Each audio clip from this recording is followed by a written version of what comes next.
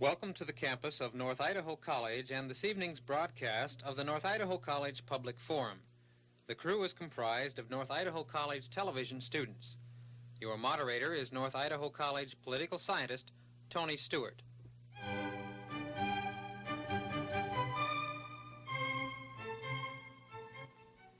In the latter part of 1978, the Association for the Humanities in Idaho awarded a financial grant to the Kootenai County, Idaho Council on Alcoholism for the purpose of presenting 6 forms dealing with alcohol and human values.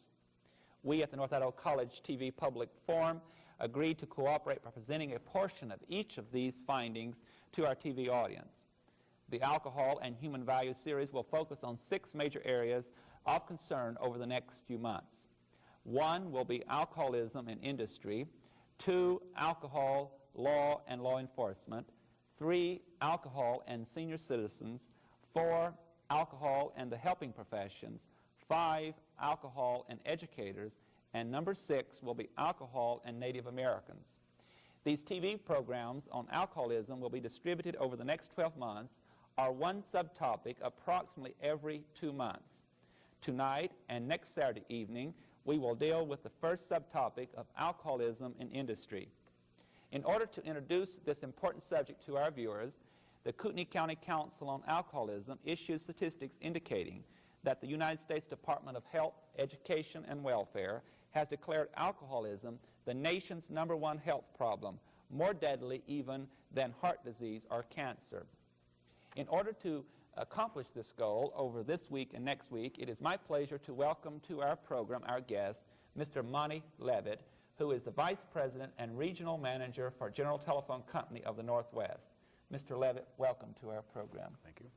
Joining in questioning and participating in this discussion will be 3 humanists that will make up our visiting panel. They include Jim McLeod, Judy Silty, and Tim Christie.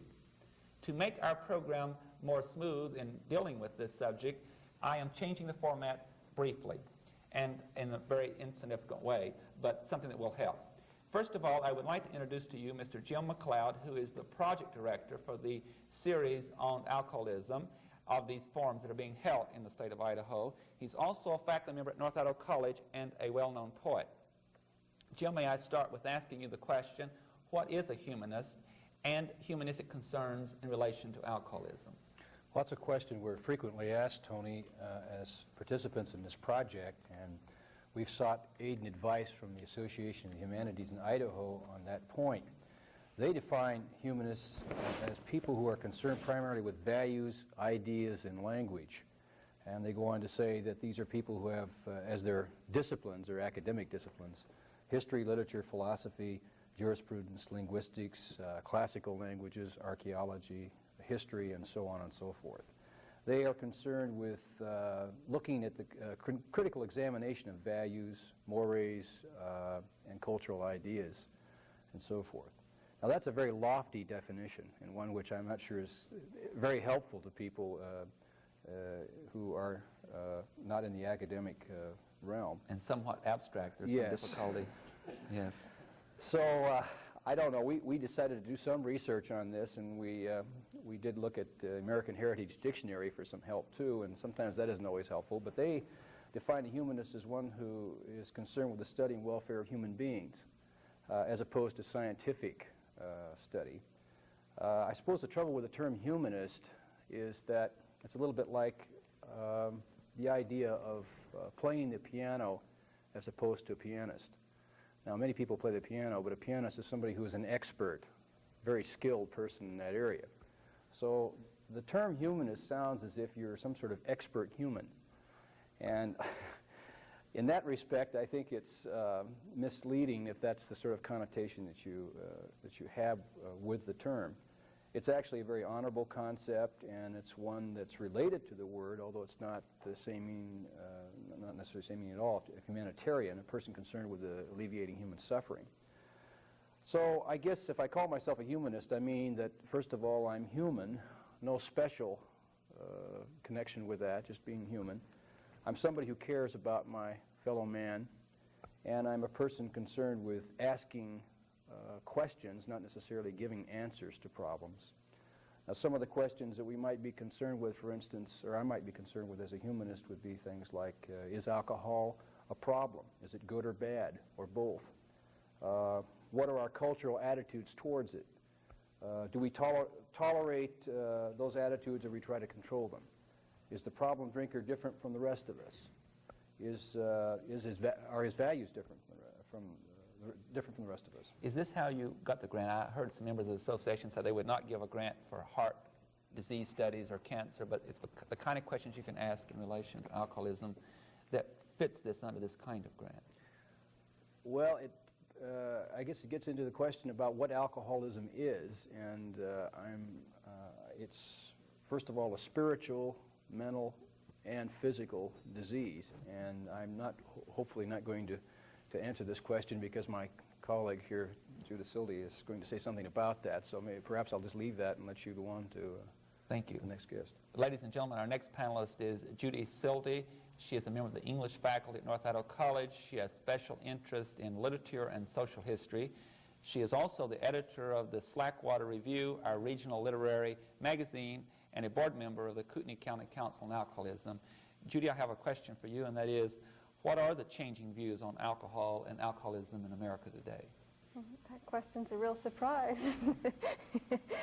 Let me go at it a little backwards by talking for just a minute about what an alcoholic is not, since I think most of us have fairly definite conceptions of the word. I think for many of us, the word alcoholic sums up a picture of a wino sort of lolling around in the gutter, or perhaps a respectable citizen off on the proverbial lost weekend, or just the good old-fashioned lush, person who's drunk virtually every day of his life, scarcely knows a sober moment. These are certainly the prevalent stereotypes of alcoholism, but the fact is that the majority of alcoholics are hidden and don't fit into any of those categories at all. Why are they hidden? We have a lot of funny notions about alcoholics. We say in the first place, he can't be an alcoholic.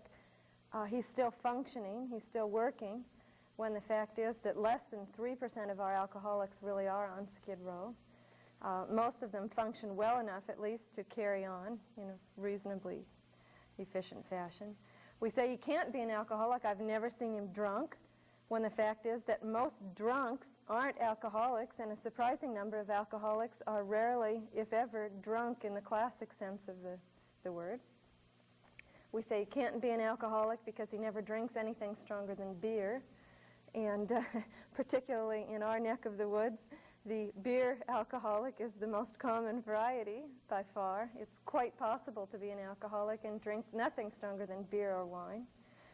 We say he can't be an alcoholic. After all, he's only 18 years old, or only 15 years old, or only 13 years old. And the sad fact remains that we have many alcoholics in just that age bracket. We say he can't be an alcoholic. He drinks only occasionally. And there are many alcoholics who drink maybe once a week and yet are severely afflicted by it. So to get back to the real question, what is an alcoholic? The clinical definition is an alcoholic is a person who is addicted to drug alcohol. And the operative word there is addicted. That is, an alcoholic is not the same as a drunk, a person who just likes to make alcohol a part of his lifestyle, who likes to go out and get loaded pretty often. Instead, it is a person who drinks out of compulsion, not choice, a person who often hates the taste of the liquor, hates himself for the effects that the liquor has on himself and his loved ones. Perhaps the best definition of alcoholic is one that AA and most really successful therapeutic programs have come up with, and that is the good old common sense definition that any person who has serious problems in any area of his life because of his drinking is an alcoholic. I think this is a very clear definition, and we will pursue this further during this program and next week. Our third humanist and visiting panel member is Mr. Tim Christie, who's a faculty member at North Idaho College. He is the debate coach at that institution, and he's also a humanist participant with this grant that has been awarded. Tim, may I ask you to provide some statistical data that shows the national impact of this question? Okay, thank you, Tony. I think probably one of the most difficult things about statistics is that statistics are very impersonal in that they don't provide any personal aspect, and I think the people who deal with alcoholics are dealing with somebody who is it is a very personal kind of thing. Approximately 95% of all the people who are having serious drinking problems, or as some people would classify them as alcoholics, are part of our national labor force. And I think that's especially significant since most of the times, as Judith said, that we perceive the alcoholic as some drunk laying in a gutter on Skid Row, and that is a very small minority of the people that are alcoholics. Approximately the typical alcoholic employee, for example, in the business sense, has 10 or more years experience on the job, so they are well experienced, they're not new to the job. They work with, however, 50% or less efficiency. They fail to show up for work 4 to 6 times as often as co-workers, and they are more likely to damage equipment or waste material on the job. As far as Idaho is concerned, in which there are specific distinctions, 10% of the workforce in the 5 northern counties of Idaho suffer directly from alcoholism or serious alcohol abuse problems. And that makes a total equivalent of about 4,500 people in the 5 northern counties of Idaho alone, which is not a huge population base. It is estimated that there are 63,000 persons with a drinking problem in the state of Idaho alone. And as we all know, Idaho is a relatively small state from a population base. For every alcoholic, there are 4 people directly affected by the alcohol or alcoholic's behavior or something related to alcoholic. Annually, in terms of lost income to the country, that there's $9.35 billion lost in terms of the country each year as far as alcoholism is concerned. So it's a very significant kind of figure. I think one of the things that's becoming more enlightened now is the fact that there's more research being done, and one of the recent statistics is that alcohol consumption during pregnancy has been linked to birth defects and mental retardation called the fetal alcohol syndrome. It may be the 3rd largest contributor to birth defects as far as in terms of birth defects is concerned. So it is something that's very preventable, but at the same time is very staggering as far as the weight of it's concerned. I think your statistics indicate to us that this problem is great enough and all-encompassing to justify this study, and we will do that over the next 12 months. But to do that in one particular area, the area of industry, we are very fortunate, as I've indicated already, to have as our guest a gentleman who will discuss this with us, Mr. Monty Levitt, the Vice President General Manager of the General Telephone Company. We want to move into the questioning now with our guest, and we'll start the questioning with Mr. Tim Christie. Okay, first of all, Monty, we've talked about national statistics and this kind of thing. I have a 2-part question. First of all, how do the national statistics reflect in terms of general telephone specifically?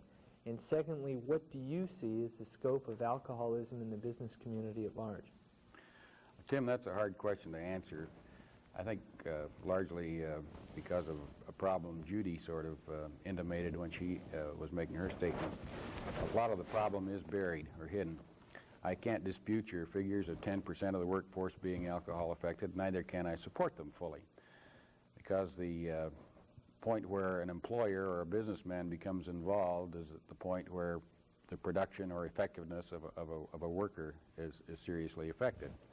Even at that point, sometimes it's hard to identify it as being an alcohol-related problem. It may manifest itself in many other ways. As far as my own company is concerned, certainly our statistics of the directly identified alcohol-related problems, which get so critical that they really result in the career decision being made by an employer, by an employee and the supervisor, are much lower than that. But as Judith indicated earlier, many problems involving a business and interpersonal relationships within a business are undoubtedly pretty directly alcohol related. We'll continue the question with Jim McLeod. What is your company's concern about alcoholism with respect to the economics of that situation? Do you have any idea about actual cost to the company in terms of lost time, absenteeism, and this sort of thing? Jim, we don't keep statistics separately just related to alcoholic problems. Absenteeism, sick leave, medical expenses All of those things are certainly a significant financial factor for any business, and certainly for ours. The costs of treating the illnesses that are associated or could be associated with this problem over a period of a year. You're talking about a company with roughly 7,000 employees.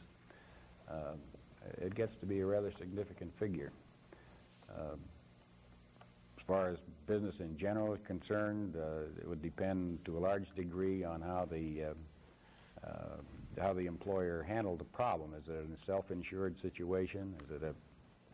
Is the burden placed entirely on the employee? The direct cost there is pretty difficult to isolate or quantify. However, it is very significant. The more, I think, subtle costs in terms of decreased effectiveness of the employee, decreased productivity, absenteeism, having someone not be there when they need to be there, the inconvenience caused to the public in any business by a key person being gone at the wrong time, the shifting of workloads to fellow workers can over a period of time build up resentment within the workforce, and you have interpersonal problems that are pretty hard to tie back, but nevertheless are fairly directly related to this sort of problem. The Kootenai County Council on Alcoholism has a new program at the beginning, an employee assistance program, which we'll say more about later in the program. But this program indicates that, at least some of their statistical data indicates that 25% of the salary of each of your workers, the company anyway, loses 25% of their salary each year for things like absenteeism, sick leave, medical benefits, reduced productivity, and so on.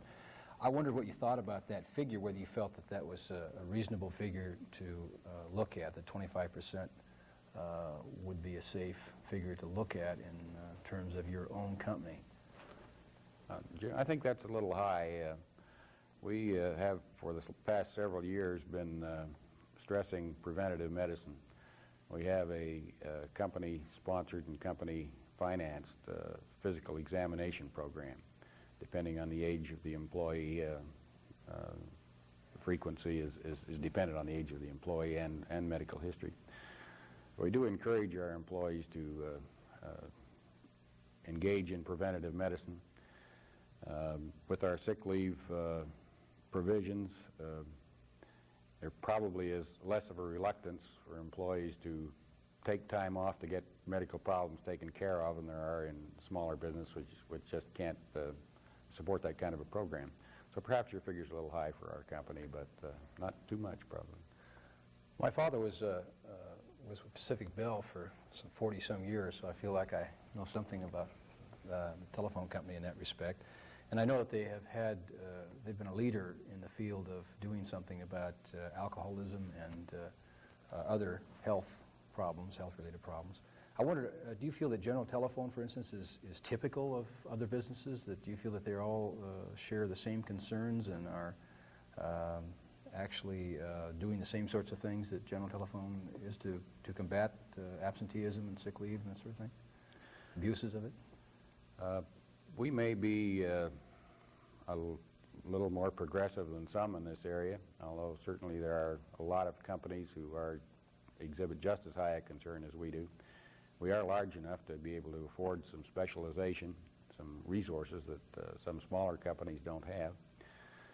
For instance, we have a program we call Where to Turn.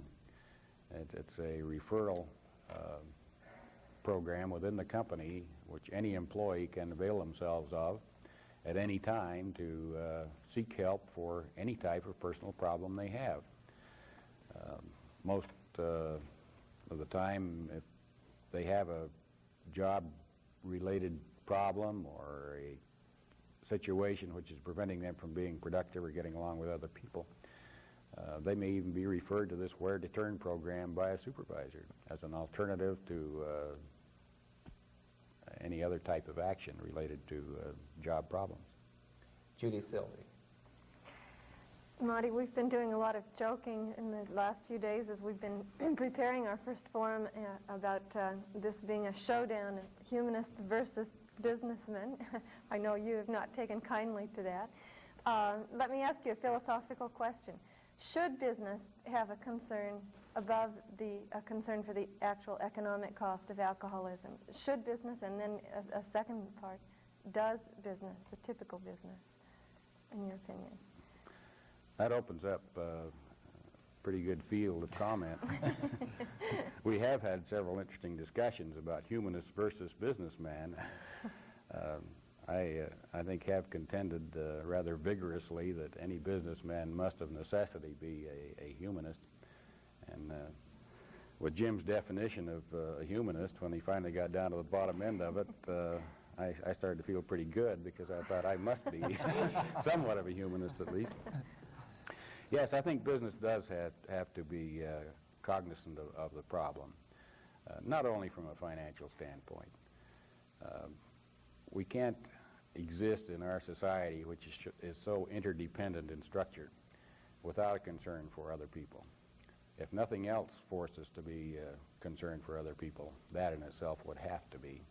We all specialize to a very large degree and are very unindependent in our lifestyle. So anything which affects any part of this complex society we live in can have very disastrous and rather rapid effects on other aspects. So in business, it makes good financial sense to be cognizant of this problem and to treat it in a positive and constructive way. It also makes good human sense from the standpoint of we're all trying to get along together in a business or in a family or in a community or whatever. I would expect that forces you to walk something of a fine line. Do you ever find that you get into trouble because of resentment on the part of employees who feel that employers have no business concerning themselves with the personal problems of their employees? Yes, that is a problem, and that's one reason we took our Where to Turn program the direction we did. I think any employer has to be very careful to relate a problem to the job, to bring to the employee's attention the fact that something is obviously making them a less than satisfactory employee, and in some way endeavor to help that employee to analyze what the problem is and at least show him where to go to get some help. I think if you confront somebody and say, hey, you're a drunk, I can't have you around here anymore, you're going to build up defense mechanisms that are extremely difficult to deal with, and you're probably going to end up with a separated employee. Tim Christie. Okay, Monty, beyond looking at the personal, dwelling into the personal aspects as far as that we were just talking about and confronting them and those types of things, do you see any other barriers to looking at what we would call the humanistic value of the human being in the business place? In other words, what are some of the reasons that possibly business looks more at economic reasons than the human reasons behind some of these problems? Well, I think we have to recognize that the purpose of any business is to remain in business. To remain in business, they must have an adequate return on their investment, both in terms of money, people, materials, a whole bit. So unless a business can maintain their financial integrity, they're going to go out of business with a subsequent loss of jobs and services and income to the community. So it makes pretty good sense for a business to be more interested in, or basically more interested in that aspect. If they don't make that side of the issue, they're not going to make anything. Now, there are a number of things that go into maintaining that financial integrity or economic stability of a business, and most of them relate to people problems. And, without having the ability to deal well with people problems, it's going to cause just as serious a success problem for the business as any financial problem would create. Okay, so in other words, the essence of good business is being a good humanist. I think so, definitely, Tim. Okay. May I interject one question? You're talking about the businessman and humanities and humanistic approaches. Tim has quoted some statistics of the rather impressive ones about how many billions of dollars we lose a year. If we could save all of that money, it could have a great impact in many ways, could it not, Mr. Levitt? And humanistic type programs, social programs, or pollution control programs, or lower taxes, or more benefits to the workers themselves, that we're losing an awful lot that we could be using for other sources of assistance to human beings. Well, certainly those resources could be better directed to a more positive aspect of building our society, either in increased investment by companies to create more jobs, increased wages and benefits to employees, decreased prices to the consumer. Certainly would be possible. But there are many aspects of life that could be improved were we able to deal more effectively with this problem. Jim McLeod. Lonnie, I'd just like you to, I think, relate to this question more as an individual than as general manager of General Telephone. In your experience, what are some of the causes or factors that seem to you, and I don't think I'm asking you as an expert either, to be contributing to this whole phenomenon of alcoholism and its growth in our culture? What sorts of things do you feel as an individual? In 2 minutes, Monty, we're about out of time. That's difficult to answer in 2 minutes. I think you've either got to take 2 minutes or 2 days. But I think there are a number of factors. The increasing permissiveness of the society, the increasing visibility of the permissiveness of our society, as evidenced by the role of television in our society. We see things more universally now than we ever have before in our history. The movies, books, all of these things seem to advertise the virtues of the social alcoholic behavior. We could argue for a long while on how much of a real impact that has. That tied in with the increasing frustrations of the rapid changing society, which places pressures on people that they're sometimes not able to deal with. There are any number of those types of things that I think are becoming more prevalent as our society becomes more complex and starts to move more rapidly through stages of change. With that, I must interrupt, and I'm sorry I must do so, but time has caught up with us. Ladies and gentlemen, I hope you've enjoyed our program, which has been an introductory one on the question of alcohol and human values. We are concentrating on alcoholism in the field of industry. It's been our attempt this evening to define certain terms for you and to also talk about the scope of alcoholism in the field of industry and to deal with the general causes of alcoholism. May I invite you to be with us again next Saturday at 6 o'clock, when then we will discuss with Mr. Levitt the causes of alcoholism in relation to business and industry, and particularly emphasize the methods of dealing with this problem. Until that time, this is your moderator, Tony Stewart, wishing you a good week and a good evening.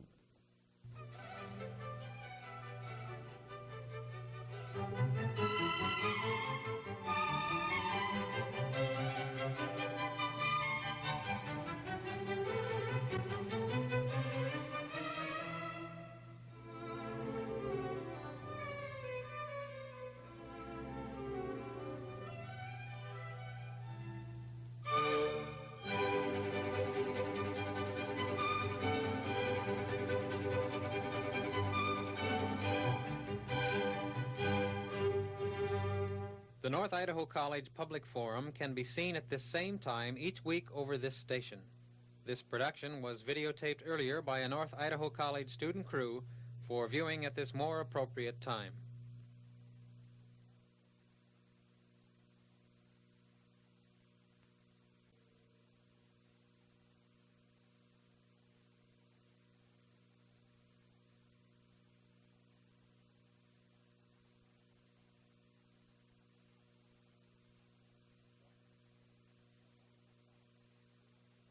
Welcome to the campus of North Idaho College and this evening's broadcast of the North Idaho College Public Forum. The crew is comprised of North Idaho College television students. Your moderator is North Idaho College political scientist Tony Stewart.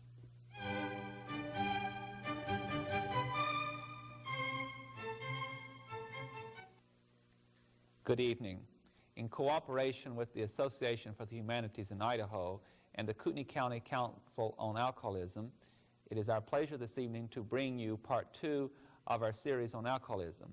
As you recall from last week, if you were with us, we were dealing with this subject as it relates to the field of industry and business. In order to continue that discussion, I am happy to welcome back to our program Mr. Monty Levitt, who is the Vice President and Regional Manager for the General Telephone Company of the Northwest. We're going to have the same panel also to continue to question Mr. Levitt concerning alcoholism in industry. First of all is Mr. Jim McLeod, who's the Project Director for the series of grant forms on alcoholism and a member of the faculty at North Idaho College. Second is Judy Sildy, who is a member of the English faculty at North Idaho College. She has special interest in literature and social history, and she is the editor of the Slackwater Review, our regional literary magazine, and also a board member for Kootenai County Council on Alcoholism. Our third panelist is Mr. Tim Christie, who is a faculty member at North Idaho College, the college debate coach, and a humanist participant with this grant over the next 12 months. If you recall, ladies and gentlemen, last week we dealt with the scope of alcoholism in industry, and we got into a discussion near the end of the causes of alcoholism in general.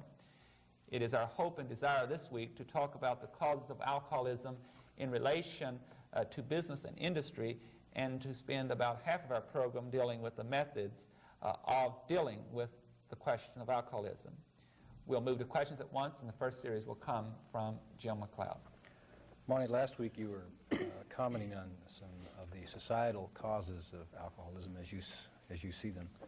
I would like to, before we move on to how they relate specifically to business, I'd like to ask for you to clarify perhaps a little bit more about those. With respect to permissiveness in the culture, precisely, I assume you're referring to more ready availability of alcohol as being part of that permissive situation. I don't mean to put words in your mouth, so perhaps that's not what you meant, but I would like some clarification on that. And the second point that you brought up was the higher visibility of drinking, which I think is an extremely important point, and one which I'm concerned about because I know that, for instance, with regard to writing, and I am a writer, so I suppose it relates in that respect, that 4 of the last 6 Nobel Prize winners in literature in this country were alcoholics. So I'm concerned about the visibility in, at least, you mentioned movies, but I'm concerned about it in terms of literature. Of course, Hemingway is well known for what he used to write about drinking in many of his novels, and so I think that's perhaps part of what you were referring to. And again, I would like you to comment further. And the third point I thought you were making was the rapid change in society. I suppose Alvin Toffler's Future Shock might be a book that might be something on your mind too with regard to that. But you did say specifically stress, and I'd like to have further comment from you about that one as well. Yes, Jim, at the risk of sounding a bit lofty perhaps, I do think the increasing stress of society as we go along does have an effect on people and their inability to relate to personal problems. As Toffler in his book Future Shock did indicate, I think he's probably one of the first ones to really identify this problem. The rate at which our lives are changing is increasing at an ever more rapid rate. It's difficult for people to deal with new situations when they're piled one on top of the other without time to really adjust to where they are. I'm sure that some of you people in the academic circles have much more or better statistics than I have about the rate of increasing knowledge and increasing technology. In my own business, I know technology is changing so fast that we are spending much more time now training and retraining and reorienting people than we ever have had to before. All of these factors, I think, create stresses in people that they have to seek some release or some way of dealing with. And perhaps some of them deal with that problem through alcohol, through drugs, through jogging, whatever. People deal with problems in different ways. I think one of the reasons why some of them at least turn to alcohol as a way of dealing with the problem is what we were talking about earlier, and you mentioned the increasing visibility, the increasing public acceptance of it. If you go back not too many years, alcohol and alcohol-related activities were pretty restricted. There was no advertising for alcohol on radio. There's very little in the printed press, and certainly in the early days of television there was none at all allowed. Now we see everyday situations portrayed on that big eye in the living room all the time that most of us glue ourselves to quite frequently, where alcohol is used quite commonly. I think there's a kind of a subtle acceptance that this is the thing to do. Whether it's something you want to do or not, it's kind of the thing to do. While the effect might be subtle, I think the influence is there. As far as you asked me about writing, writing is getting more and more explicit. I recall reading Hemingway and thinking he was quite an explicit author in his day. He was really quite mild, and he inferred a lot of things that are brought right out in the open now. So I think in literature today you find much more commonality of the alcohol-related problem.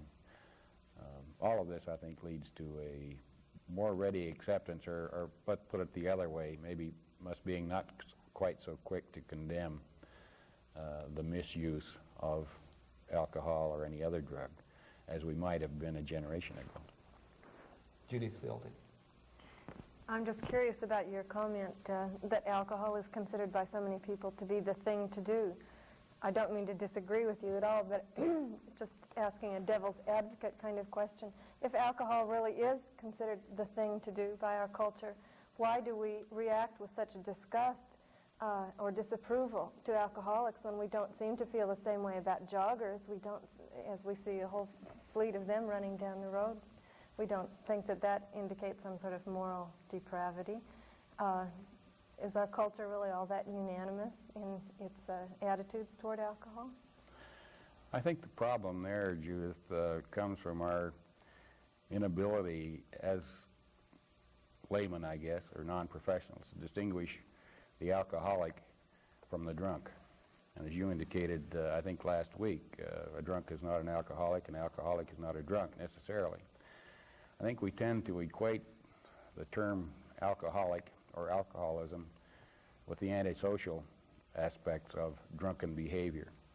The falling all over the place, the boisterousness, the lack of sensitivity that a lot of loud drunks exhibit. I think in society we tend to equate the two, and I think we all sort of abhor violent antisocial behavior, tend to shy away from it, and put people down for that type of behavior, be it caused by alcohol or just plain boorishness, whatever. Tim Christie.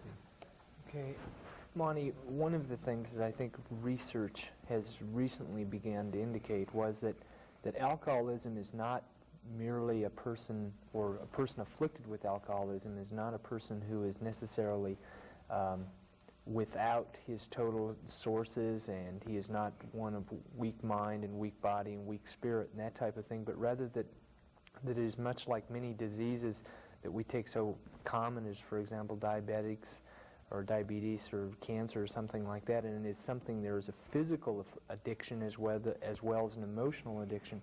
How much do you think public ignorance about the realities of alcoholism versus the myths of alcoholism, how much does that contribute to what we consider this negative attitude about alcoholics?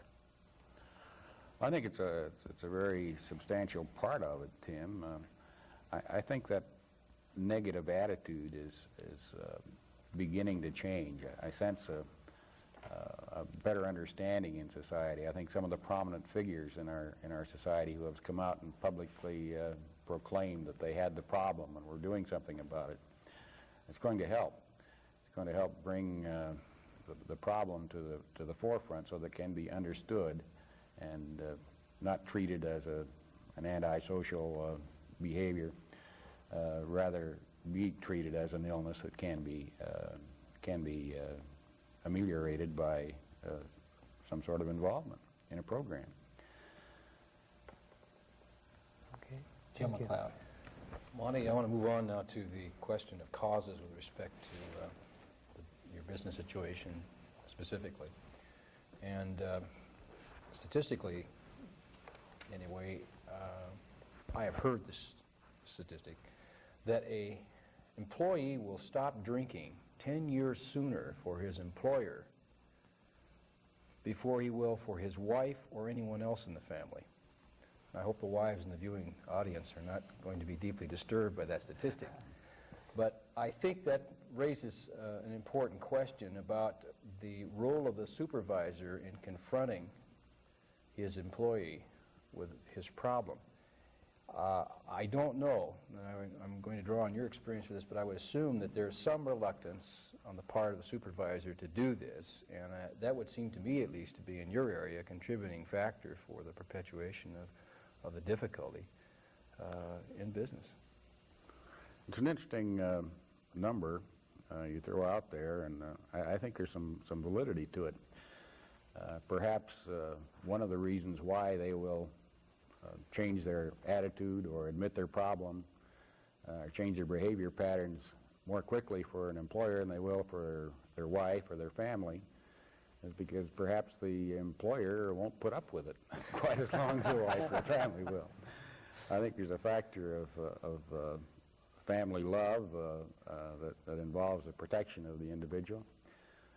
Certainly a reluctance on the part of a spouse to face up to the fact that their spouse has this sort of a problem. Whereas an employer, not being that closely tied in a personal approach, can look at it a little more objectively and probably recognize more quickly the performance deficiencies, the behavioral patterns, the antisocial problems that the individual has. Maybe it's just this bringing it to a head as an either-or. Get some help, find out what the problem is, or maybe the employer does that more rapidly than a spouse does. Judy Silver. Yes, Monty, last week you outlined for us very briefly a program that General Telephone has to assist troubled employees, not just with alcoholism problems, but anything that might be affecting their work performance. Could you tell us just a little bit more about your Where to Turn program, and then also let me ask, what special problems do you think the small businessman faces that you do not face in General Telephone? In other words, how do the small businessman's resources for dealing with the troubled employee, specifically an employee with an alcoholism problem, compare with General Telephone? The Where to Turn program in General Telephone was put together about, I think, 6 years ago as an effort to give the employees a resource or a place to channel questions in regard to problems that they just didn't know where to turn to find the answer to, hence the name, I suppose. The program is not specifically alcohol related. It's related to any sort of personal problem that an employee or their family has that they are unable to cope with successfully themselves. It's a resource reference point, I guess. You could define it. A person may have legal problems, financial problems, drug addiction problems, health problems, financial problems, alcohol problems, whatever. The Where to Turn program is run by some specialists in human behavior, humanists if you want to call them that, whose primary responsibility is the handling of these sorts of interpersonal problems. They do not counsel in the professional sense. They do not treat in the medical sense. What they do is try and help the person or the employee analyze what their problem is and work with them in figuring out where they can go to professional groups for help with their particular problem, be it financial, legal, drug, medical, what have you.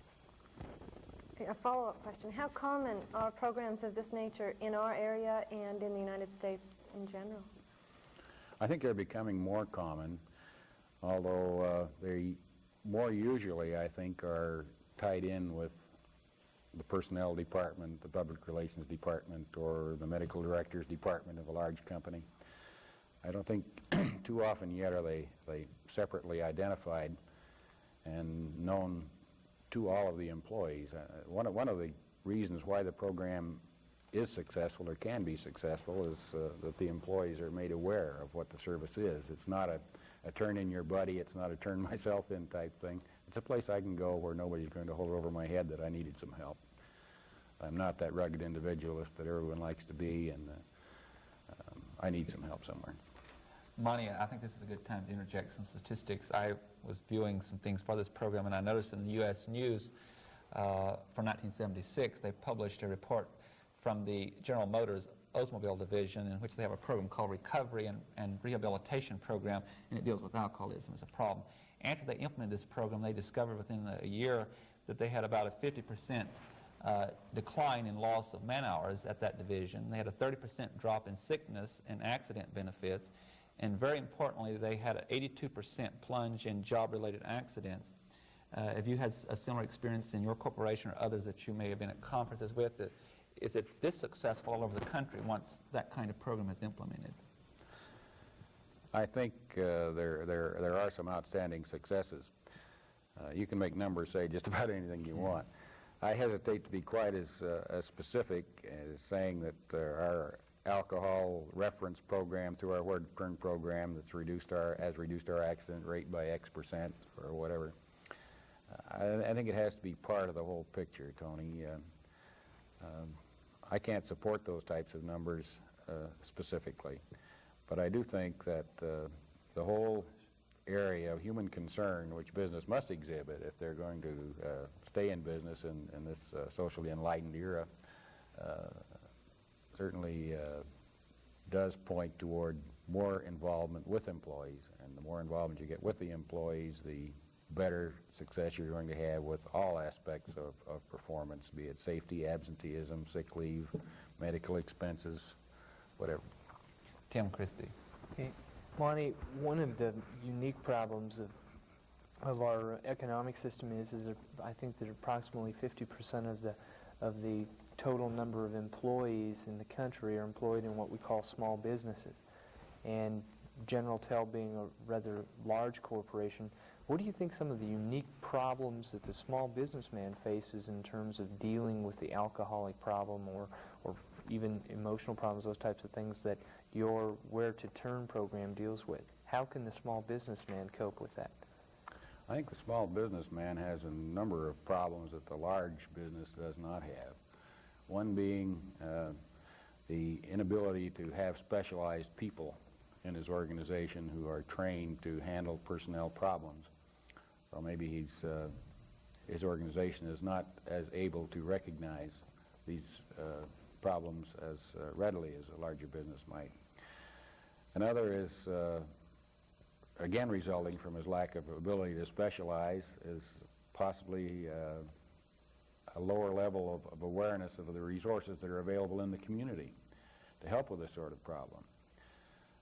Maybe he's just never been exposed to this sort of problem before, and never had a need to know that there was an agency in the community to help. And of course, you get into the really small business, and you can't afford to have someone leaving to go for treatment or counseling or that sort of thing. The business has to stop if there's only limited resource of people. Okay. Jim McLeod. Bonnie, I just want to follow up on a couple of earlier questions, more about your program as Where to Turn. One, who pays the bill on that program? Say you have an employee who does have an alcoholism problem, and he needs counseling, and he needs to get help from, well, I'm supposing in this case it's the Kootenai County Council on Alcoholism, and who pays the bill on that? Is the company pay the bill on that? Is that how that's done? Is there a leave of absence provided by that employee if he needs it? And what sorts of provisions are made for that? We have a leave of absence provision for an employee who needs to take a considerable amount of time off to seek help for this sort of a problem. But before that, we have a sick benefit, which an employee can avail themselves of if they're under the care of a licensed medical practitioner. This provides payment during the treatment period. We have an assurance that with the employee's active participation in a constructive program, we assure them that they will be reemployed when they come back, whenever possible, in the same job or a similar job to the one they left. And we're not restricted to merely going around one time. We found that in a number of cases at least, the first time doesn't necessarily take. Just like the initial cure of cancer sometimes doesn't take. A person has to go back for another treatment. In that respect, I think it is very disease-like in its characteristics. So we work with an employee along these lines for extended periods of time, but one thing we do insist on is that during this whole period, the employee take a very positive self-help approach. And you mentioned the idea of the rugged individualist a few minutes ago, and I was going to ask you as a follow-up too, and I guess actually this deals to some extent with causes, but is there a great deal of reluctance on the part of these people to ask for help? Is most of the experience that you're aware of anyway involve a situation where the supervisor simply forces the employee to deal with this problem directly? Well, I think I can speak best to the rare few instances that I have been personally involved with, and almost without exception, those individuals were the so-called rugged individualist. I can take care of myself. I can drink everybody else under the table. I don't get sick. I don't take pills. I don't need any help. I think it's a very intense psychological adjustment that individual has to make. It's probably harder for them to make the adjustment to be able to say to themselves, hey, I got a problem, I need help, than it is for someone who doesn't have that, quote, rugged individualist, unquote, concept of themselves. Before we move on to Judy, I think this might be an appropriate time to point out to our viewers, I sense that some of them might be in that category, that they do not work for an industry that has such good services available. If they work for someone who doesn't, that in Spokane or in Idaho and Coeur d'Alene or wherever they may be, that there are services available through agencies, both private and governmental, that they can get to, that they don't have to work for a certain company to be able to have this kind of help. It's very fortunate when they have a company that does that. We'll move on to Judy Silver. Well, you set me up beautifully for my next question. Thank you. I was going to say, as a member of the board of Kootenai County Council on Alcoholism, as you are perhaps aware, the council has just instituted an employee assistance program that has many of the same features as the Where to Turn program that you've outlined for your telephone company, but it's available to all employers in our area of Idaho. As a matter of fact, costs per employee about $5.50 a year, and any employer, no matter how small the business, can refer particular employees for help. Another feature of the EAP program at the Kootenai County Council on Alcoholism is that they give businesses a good deal of assistance in helping to train supervisors to recognize poor performance and in helping them learn constructive ways of confronting the employee with a potential alcoholism problem or problems not necessarily related to alcoholism. They would have this also in Spokane. I don't know. The one that I'm aware of is the one in Kootenai County, but yes, that's certainly something that most regional councils on alcoholism have available. I suppose, to be honest, wanted to plug the program, but I also wanted to ask you candidly, what's your assessment of the value of a program like that, both to your company in particular and to the community in general? How much need do you think there is for that sort of public service program? Well, just again going back to my own personal experience in the business community of North Idaho, I think there is a definite need for such a program. I'm glad that the Kootenai County Alcohol Group is getting together this sort of a program, because it brings to the community a resource that has been missing for a long while. It ties in very closely with the philosophy we use in our Where to Turn program. As I indicated earlier, we don't try and treat the thing ourselves. We're not that professional. What we try and do is direct people to the resources that can help them, the proper counseling, guidance, medical help, whatever. Now this program being set up here locally, I think, fills that void for the business community as a whole, and I'm most pleased to see it taking shape, and hope that we can help out in any way we can. Tim Christie. Okay, since we are all humanists here, what do you see as probably the positive things that are coming out of, for example, like Where to Turn and things like the EAP program? What do you think the long-range benefits are of such humanistic views on employee and employer, etc.? I think one of the most positive things that I apparently have now been recognized as a humanist.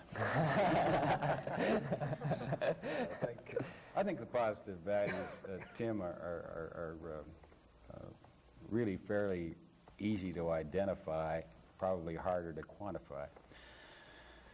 Anytime business or the community can pull a person out of a debilitating personal problem, which affects their family life, their productive and business life, or their community relation life, or their social behavior problems, it's a plus to the community. It's a plus to the society we live in. And these types of programs, I think, will enable us to not only identify the problems earlier, but certainly deal with them much more effectively than we could on a kind of a shotgun piecemeal approach that we've had to use previously, where we oftentimes did not get involved until very far down the road, and the problem was extremely serious. Okay. One short question, Joe McLeod. Monty, I just, I guess I'd leave it to sort of an open question and ask you, do you have any parting thoughts about alcoholism that you might like to share with us that you haven't? That you've been involved now in a forum with us, and you've been involved in this TV program, and I know that you, previous to that, may not have been conscious of the effort that KCCA has made and other people in the area with respect to this subject. What is your impression of how things are going? Mr. Levitt. A very brief answer to a not so brief question, I guess. I think if we can continue the raising the level of public awareness so that the problem loses a bit of its social stigma, we'll have gone a long ways toward a positive approach to this social solution to a problem. Mr. Levitt and panel, on behalf of our staff, I want to express our appreciation for the last 2 weeks. You've been most beneficial and helpful to our program and to the viewers, and that's why we're here, and we thank you very much. Thank you. I enjoyed being here. Ladies and gentlemen, next week we'll be discussing another topic. However, in 2 or 3 months, we'll come back and deal with another aspect of alcoholism under this grant. I am Tony Stewart. Have a good week.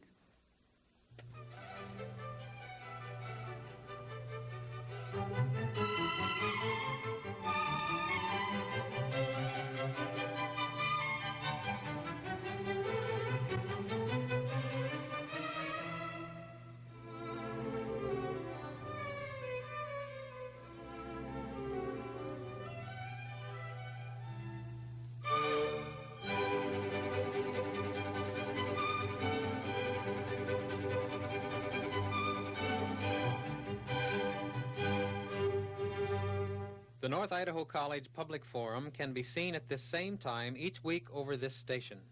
This production was videotaped earlier by a North Idaho College student crew for viewing at this more appropriate time.